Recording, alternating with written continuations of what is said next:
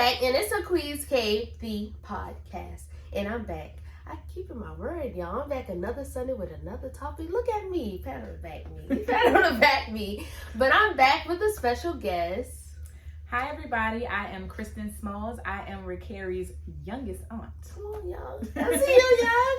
But, y'all, we're talking about pivots today and how life just have a way of throwing things at you. And sometimes you're like, okay, I can do this.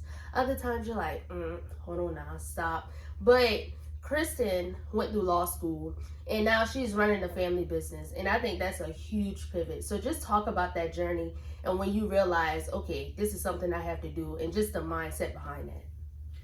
Well, first off, when I think of pivots, I think of a significant turn or change of events in a person's life. And in my life, I had everything mapped out and I thought I had control of everything. I thought I had considered everything, but life doesn't always work that way. And so I went to law school and I am so happy that I was blessed to go to law school. But it didn't turn out the way that I thought it would, in terms of, typically just going to law school, becoming a lawyer, passing the bar, becoming a lawyer, and just moving on with legal matters. I did work with my uncle at his law firm, and I learned a great deal. Shout out to attorney Steve C. Davis. Okay, shout out.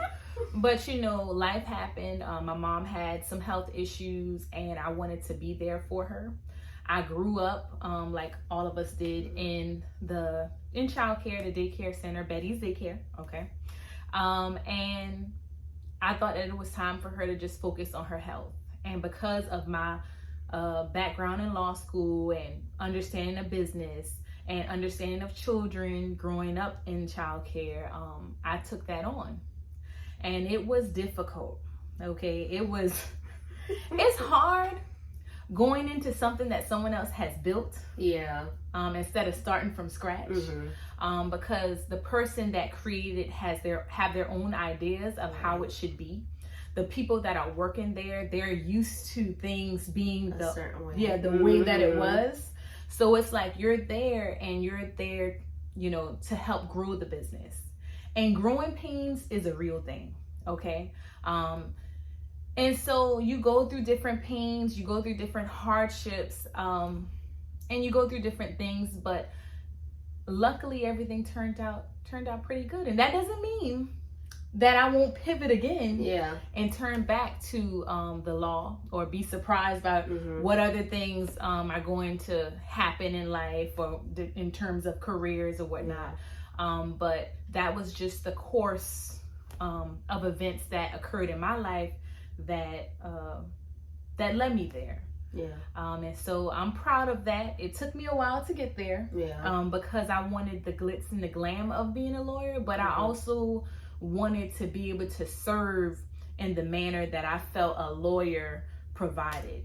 And so I'm just kind of serving from a different perspective of things.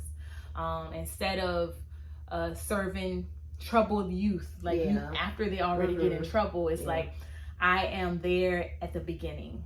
And I am helping their growth and their development. And they may not remember who I am later on in life, but they'll remember how I made them feel. And so I try to be very intentional in terms of like caring for children, intentional in terms of like encouraging parents, encouraging teachers, and just kind of also in terms of growing the business, because although there have been major improvements, there's still more progress to be had. And so I'm just trying to focus on that, and just keep going, keep moving forward.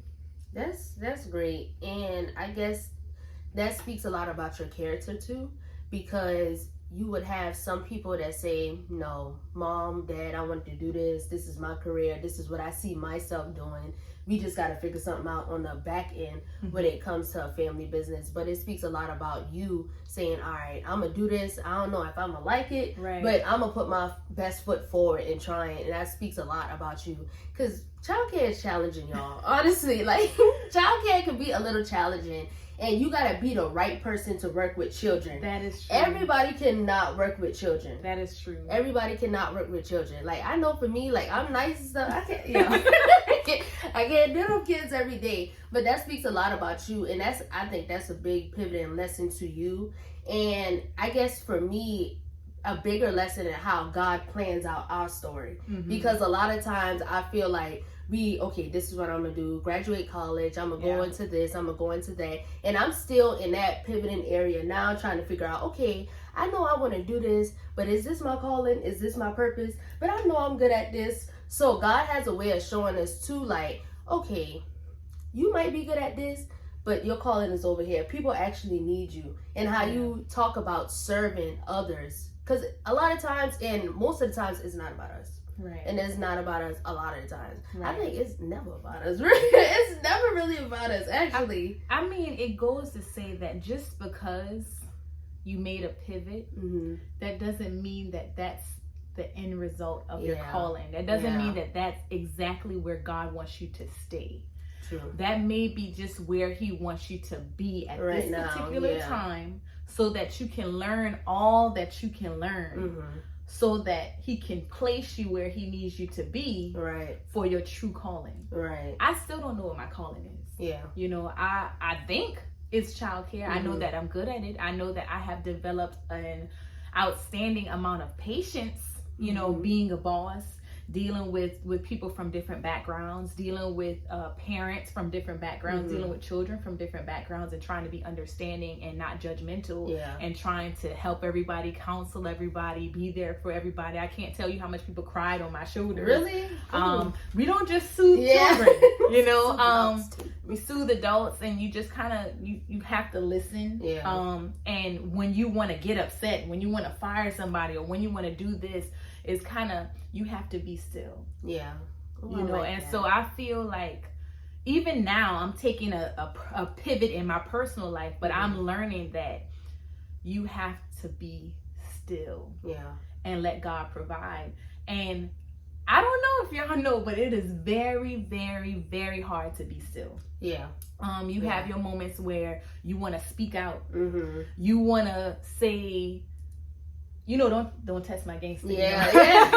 Don't test my gangster. And I see you. Yeah. And I see what you're doing. Yeah. You want to do that, but sometimes it's more to just be silent. You know, and to just be still, and to just go out on faith, and to just pray to God. And that's how I was watching a sermon just today, and it was like it was Pastor Keon Henderson, and he was talking about trust with troubles. And it's the way you react to the things that are put in front of you, the things that discourage you, the people that try to play you in life, those little pivots, because there are small pivots amongst larger ones. And it's the way that you react that shows God whether you're ready for your true calling, or whether he should choose someone else for you. You know what I just thought about? Like, a lot of times you'd be like, okay, we ready, and then when the test comes, you get mad. Like, no, this is the only way he can see if you're ready or not. And you mentioning being still, that speaks volumes. I love that phrase, be still, because I think sophomore year of college, I think I was ready to transfer. And I was seeking a lot of guidance from other people. Carrie, you supposed to be here. Carrie, no, I don't supposed to be here. Like, this is not me. I'm not finding myself in these different areas with these different people, with these different types of people. And I learned, like, you have to be still and wait on him. It's how you wait too. Yeah, it's how you wait. And I had to learn that it's how you wait, because don't be waiting like, oh, I don't want to be here. Serve while you wait. How can I help you do this while you wait? Yeah. It's how you wait and be still. I love that. That might have to be the title. That just might have to be the title. I love that. And even with being still, sometimes require you to get out of your comfort zone. Speak about a time that you was out of your comfort zone, or you noticed you've been out of your comfort zone and you sat in that, and not try to revert to what you was known for or what you was known to do. If that makes sense. I think just to touch back on what you said, and you not feeling like you should be in a certain place, you know, and that was you being outside of your comfort zone, but you just being still. Yeah. And I feel like in the different areas that I was in, Mm-hmm. not a lot of people could advise me. Okay. My parents didn't. My dad, he's a high school graduate, very, very smart, but he never went to college. My mom went to a tech school. My brothers went to a tech school. And so I was the first person in my immediate family to go away to college. If you don't know about people in St. Stephen, you know that we are very distinct. Okay? Yeah. Our dialect, the way we do things, we're very cultural. And you might not even notice it until you step away and go into a different environment. Yeah. And so and it was just in Columbia, y'all, it was USC. But for me, it was like a completely different state. Because I was the baby of the family. Yeah. I was very sheltered. All I really knew about was being studious. I mean, I was grounded in myself. It was not much a person could change about me and what I believed in myself. Yeah. But in terms of just being in an environment where you had to adjust. Yeah. Now we have, people are woke and they don't want to change. Yeah. And they're going to accept me for who Yeah. I am. But, when I was going to college, I wanted to learn how to speak in a way in which people would understand me and which people wouldn't think that I was a foreign student. Yeah. So it's just being able to slow down, being able to learn from other people and their different walks of life, being able to know who not to follow. Yeah. Okay. And so I think after high school, the majority of the walks in my life were uncomfortable. Okay. And I think that just helps you to grow patience. That just helps you to get stronger. And I met some people along the way that were very comforting. Some friends that encouraged me, that showed me how to do different things, how to fix my hair a certain way, or do a little makeup, or dress a certain way, or come on, let's do this, or let's do that. I learned that, and that encouraged me, and that gave me more confidence. But I think just being in a different environment, being in college, just trying to keep up with the way things were. And I think one of the biggest pivots and being uncomfortable was going to law school. Okay. Because I feel like if you think about something that's difficult and you think about law school, it's different. Really? Difficult is not the right. It's like learning how to speak in a foreign language for 3 years. Okay. It's like learning a whole different culture. Learning how to write a certain way, learning how to read and decipher things a certain way, learning how to speak and present arguments in a certain way, learning how to carry yourself in a certain way, because as soon as you start law school, you learn that character and fitness is very important. Okay. Yeah. Matter of fact, when you go to take the bar, you have to go through character and fitness before you can even take the bar. Oh, wow. You have to do, what do you call it? You have to do, it's been a minute. Okay. You have to learn professional ethics. Yeah. How to conduct yourself. When you're never stepping outside of that hat. You wear different hats, but you never step outside of that. It's a certain way you have to carry yourself. And so it's just, you learning a completely different way to do things. And that the whole fact of the matter is, I'm going to break you down so I can build you back up into the way that you need to be. Okay. Yeah. So where you even think different. To where you see things in a different way, and you see how to address and attack certain situations differently. And so that's what I mean when I say difficult, because everything that you thought when you walked in the door, just go ahead and throw that out the window. Where's the trash can? Yeah, just go ahead and throw it out the window. It's like when you first read the law books, it doesn't even make sense. Yeah. You need a dictionary. They give you a dictionary to understand the legal terms that you read in the case law.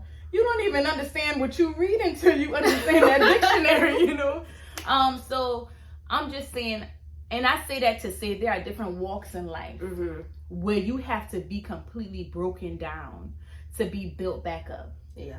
You know, and you have to trust that God has a purpose for you. Yeah. You know, and you have to trust that the troubles that he gives you, he's not giving that to no one else. Right. You know, he's giving that because he's seen how you've handled things in the past, and he knows that you're going to get through this and it's going to be success on the other side. Right. And so that's my walk of life. But other people, in order to relate to that, it could be a lot of different things that you had to go through. Yeah. You know, where you felt like you were broken. Yeah.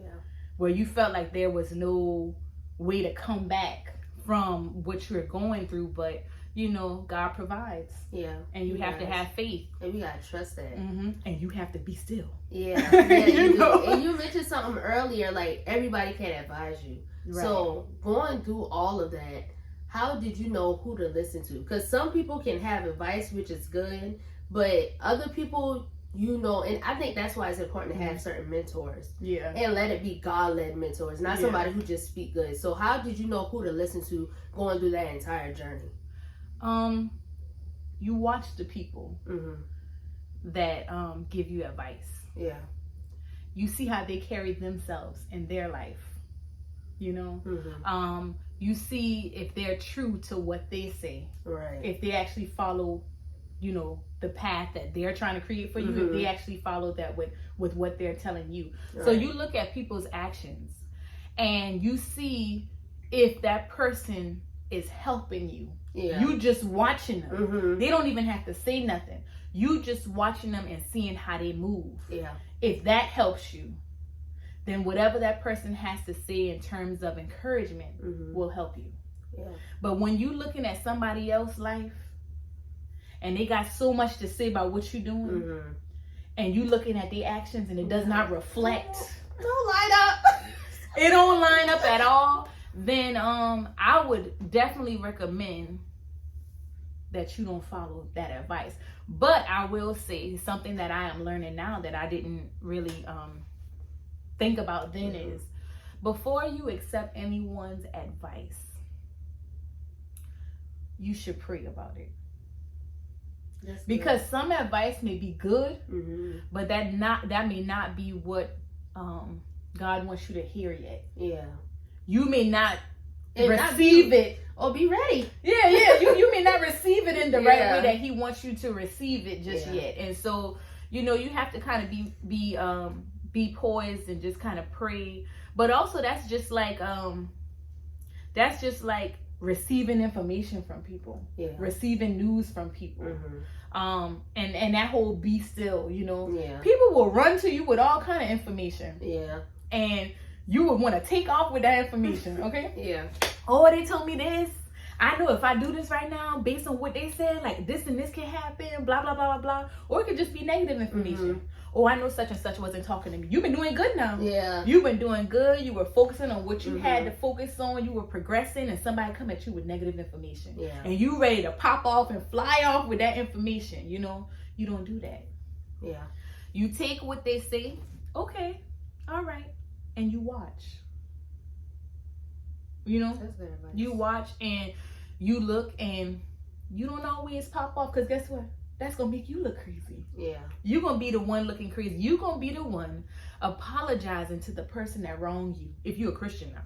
If you're a Christian. Because, you know, people don't always want to apologize when they're wrong. That's another thing too now. That should be another pivot in your life. Yeah. You should, you know, take a breath and understand when you're wrong about something. Yeah. And if you don't like to apologize, especially to somebody that has wronged you, you better be still. Because you're going to be doing a lot of apologizing in your life to people that have wronged you because of the way you react to information that you receive. And also you need to look at the person differently that provides you with information. Yeah. Okay? Yeah. Because why they come running to you every time you see them, they got something negative. What did you say? What did you say about it? Now, what did you say? That's my question. Where were you? Yeah. Why are you always around when something negative is being said? Are you making this up? Right. Is it you saying somebody else, but you really want to? You got to see through those type of people too. In that sermon that I was watching, you know what the pastor said? What? He said sometimes the problem that people got with you is that nobody else got a problem with you. True. Okay? That could be something too. It's a lot of Judases in your midst. There's a lot of Judas. It is. It's a lot. But you know, we always want our friends around us because we feel like our friends, they got our back. But he was like, your enemies are what draw you closer to the cross. Basically, what draw you closer to your success. Yeah. You don't push yourself harder because of your friends. Yeah, it's because of them people. It's because of your enemies. Them haters. So all of this, y'all, it is related to the pivot. I'm not trying to stare too far away, but it is related to the pivot because how you receive information, how you see who people are within your life, lets you know if you're ready for the next step that God has for you. And that next step is a pivot. Yeah. Okay. And so you just have to be ready. You just have to observe. You just have to listen more than you speak. And that's one thing I had to learn. I wasn't a good listener. I like to talk. You do like to talk. But you listen. I listen now.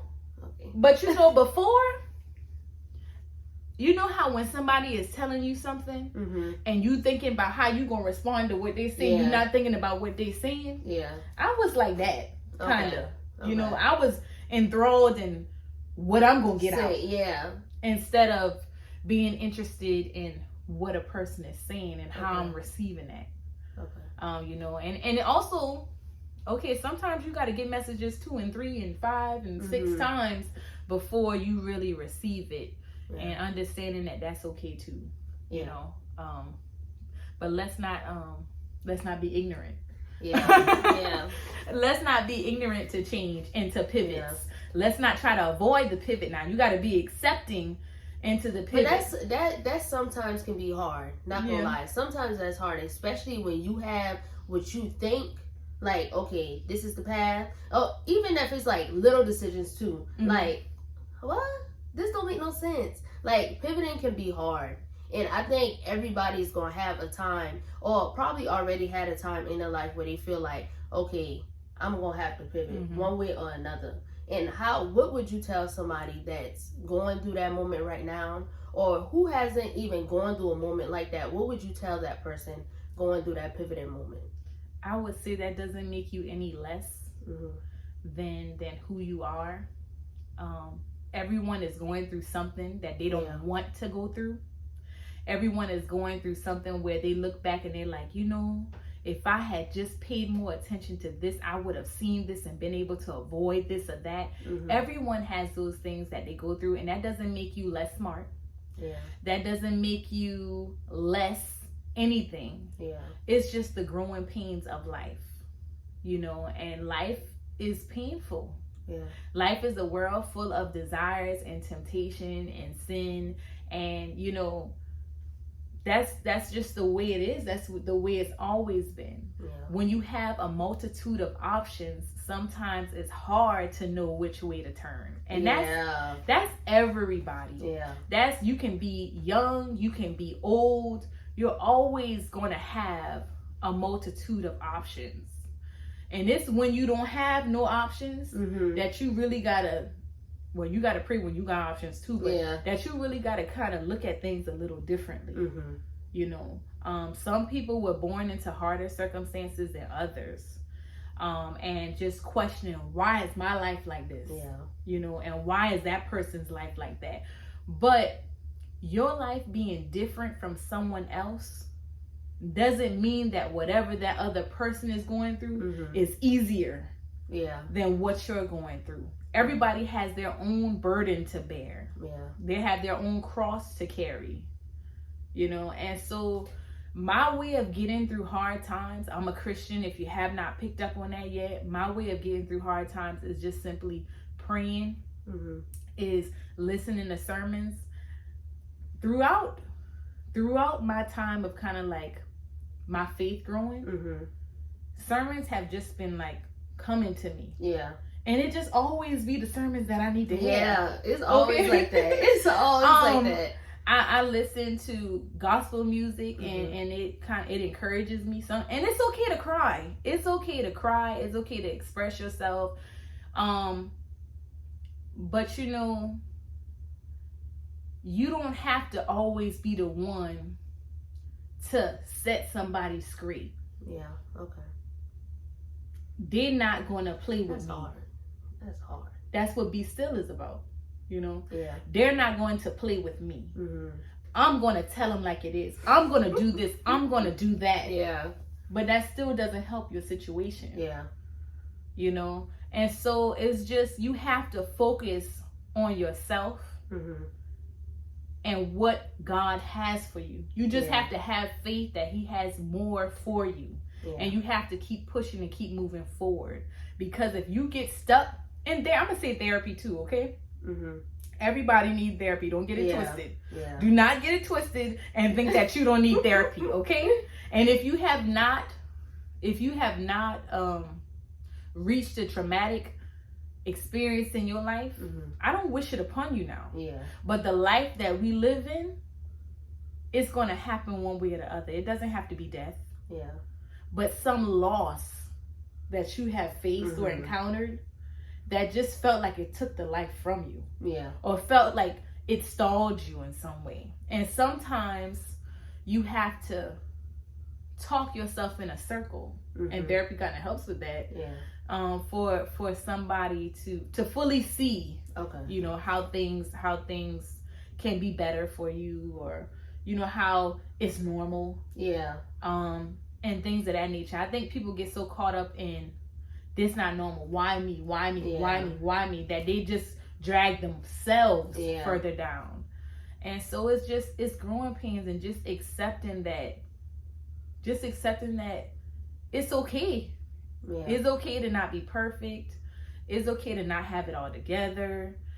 It's okay to not understand why people do stuff to you. It's okay to not understand why certain things happen. Yeah. Like, and it's not your job to find out why either. Yeah. Yeah. It's not your job to find out why. Sometimes you just gotta leave that alone. Yeah. And a lot of times the people that have harmed you, or the things that have happened, Mhm. especially the people, they're going to end up coming back, Yeah. you know, because they're going to reap what they sow.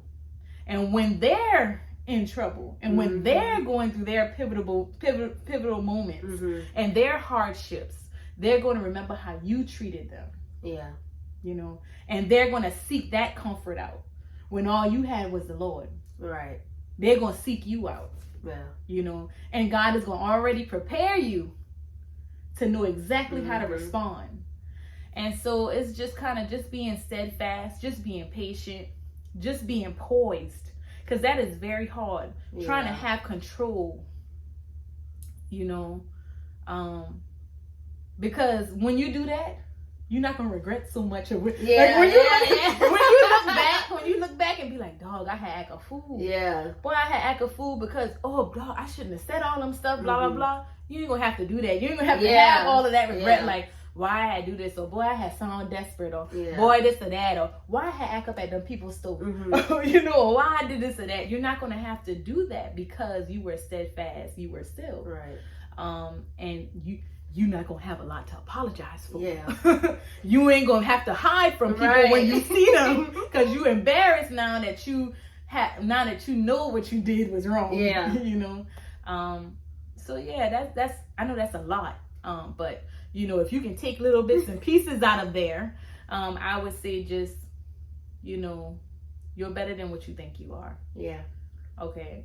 And you're not wrong for suffering wrongdoings. You're not less than. That's just remember that. You are not less than. That's it. I love that. I think for me, I think I have to, during a pivoting moment, I have to clear the chaos. Mm-hmm. So, like I tell y'all all the time, I always try to, being in college, I was doing 50,000 things, okay? You were. Because I found happiness in being busy. That's just me. Yeah. That's just who I am, right? But a lot of the times, I had to clear the chaos in order to hear from God. Yeah. And like you say, being still and being quiet as well, and not just physically like talking, being a quiet state. Mm-hmm. So that's how, like, when I'm going through little pivots, I'm like, okay, I know I don't need to be listening to this person. Like, it might be good advice, but I don't need to hear from you. Yeah. So a lot of times you just gotta be in a still, in a quiet state in order to receive the guidance that you need. And just trust in that. And sometimes, like, it be us that be putting us in low bad situations. A lot of times, it be God, and sometimes it be us. And I just think that some things we have to kind of accept. It be us. It be us. And that is fine. It is fine. Most of the time. God is in his tests. But sometimes we put ourselves in these bad little situations and God, why? No. God be like, nah, why? You did that. But I help you. I help you. It's gonna help you with the process. That's another pivoting moment. But yeah, like everything you said, just being be still. I love that. Be in a quiet state. And just be acceptive. To whatever pivot it is. And I believe receptive. Yeah. Okay. Yeah. Just be ready. We gonna go that way. Just be ready for whatever pivot is coming your way. And just trust in the process. Yeah. Really just trust in the process. And I would say too, like how when you said it really do be us. A lot of times God got a plan for us, right? Or just we have a plan, right? Yeah. And then we want to just go ahead and take matters in our own hand, and then we can control it. You can sit on the passenger seat. You know, you know what I'm saying? Yeah. And that prolongs our, that where we're supposed to be. And it's kind of like you have to, like how you say, you have to be accepting of your part that you played in that. Right. And it's kind of like, okay, I was wrong and I see that now. But you have to move on too now. You can't just be stuck to the fact that you've been wrong. You just have to you have to move past that. Once you see that, you take that in now because you don't want to make the same mistake. Right. You know, you don't want to be the fool. What a man is? Ooh. Mr. T. I pity the fool. You don't want to be the fool, you know what I'm saying? You don't want to be pitied, so you take in the things that you've done in the past, you learn from that, and you try to do things differently, so that you won't end up prolonging your destination even further. Right. That's good. I love that. Well, you guys, that is it. Thank you for joining us once again, another Sunday, and we're going to be back. I'm going to be back. We're going to be back. Okay? I'm going to be back. Thank you guys. If you haven't, once again, watch the other episodes. Okay? I might have a surprise for you next time. Just might. Thank you guys. Bye. Bye.